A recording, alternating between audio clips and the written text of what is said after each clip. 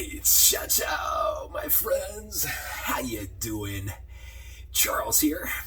And today, my friends, I'm gonna mix a little bit of sorrow and grief with some humor here today, because it's so important that all of us remain positive and smile in these horrid times.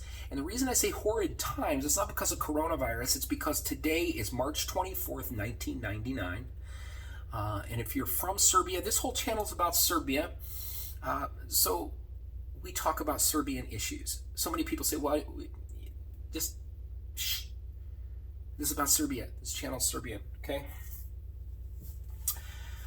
March 24th, 1999 is a day of injustice, is a day the world, you can say, with a few exceptions, attacked a sovereign nation.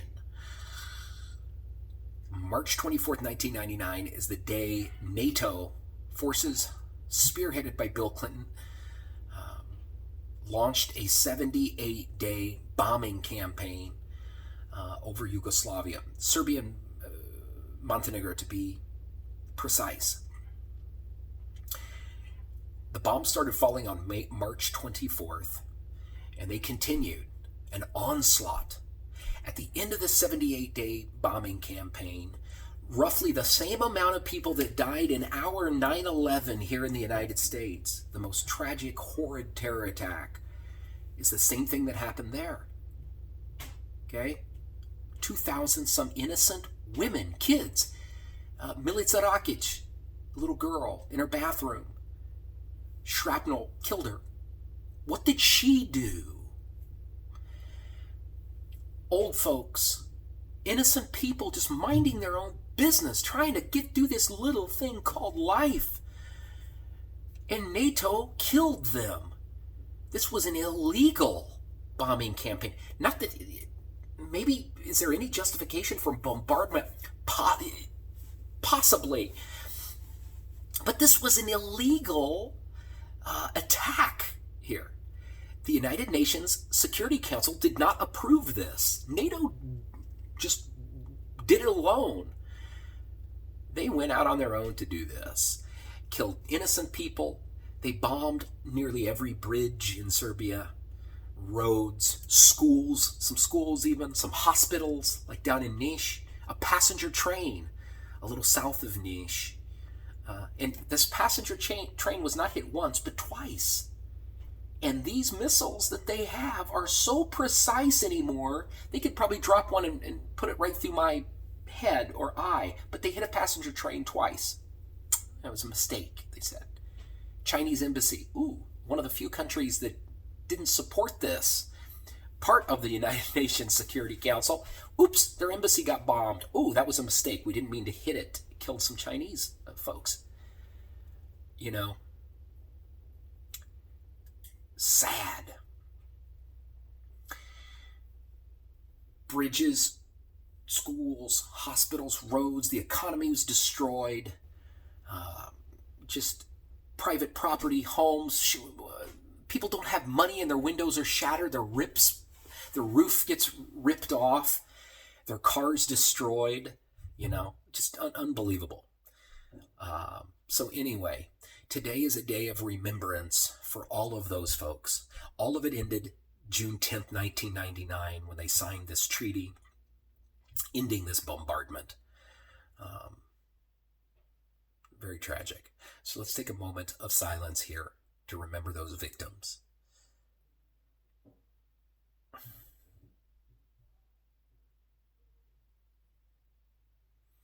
Also yesterday, if you follow the news, March 23rd, 2021, my apologies, a mass shooting, another mass shooting here in the United States of America.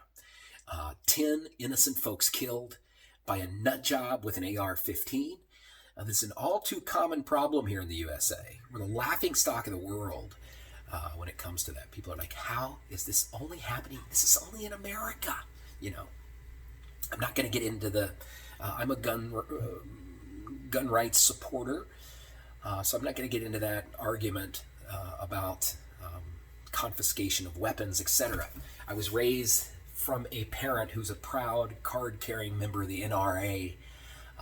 Had every time, my dad used to be a gun dealer. So out in our little ranch community in my home, there was times we had 20, 30 guns in the house. So, and I was raised around them. I was taught how to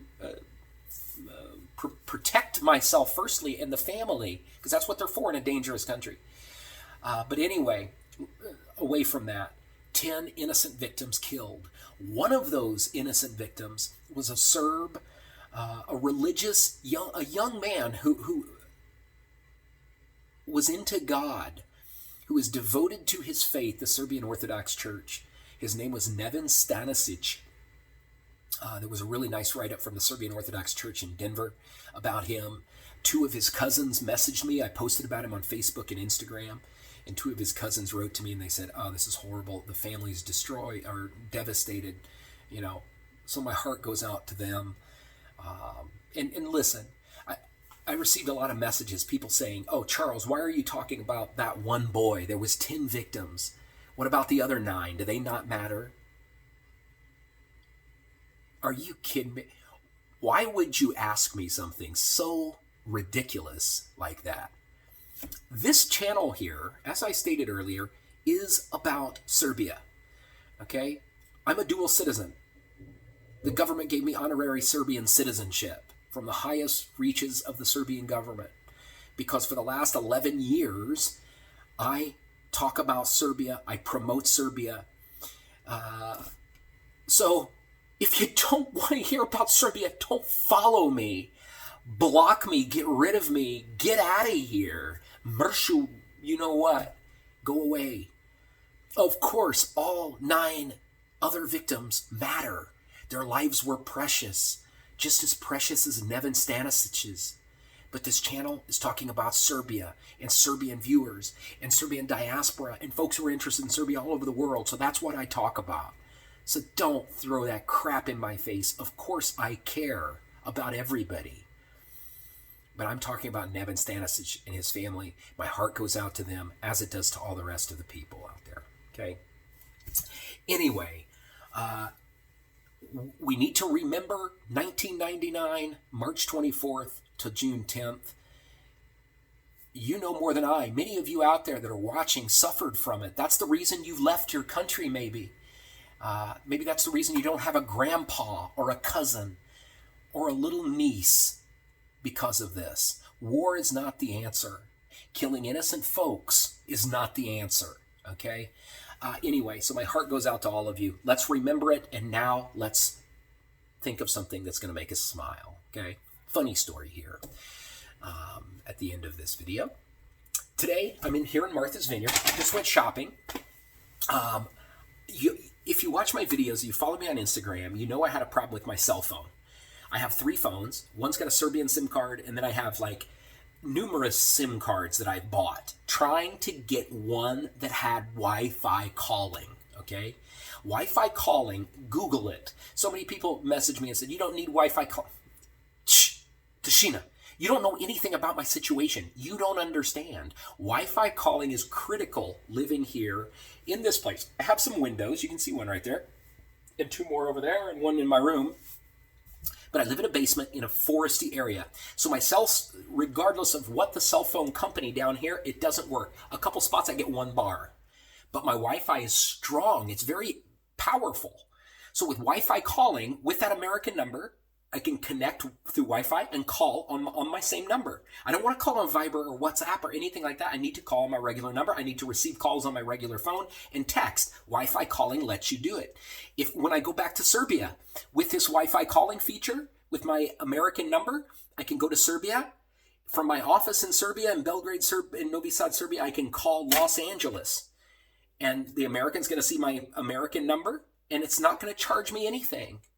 It's going to let me use. I could talk for 4 hours to my buddy who lives in Los Angeles and not be charged anything. Wi-Fi calling is huge, and it's critical for a place like this. Anyway, I found 1 phone last week that worked, 1 SIM card. My T-Mobile worked for Wi-Fi calling, but the signal around the island is terrible. So I went to this same little cell phone store here on Martha's Vineyard. It's called North Star Cell Service, something like that. Phone repair. Young man in there. His name is Carlos. So if you watch my videos and you're in there, tell him I said hi. He's such a cool kid. He's part Brazilian, he's American, but his mother's Brazilian or something. Great guy. And he tried to help me last week.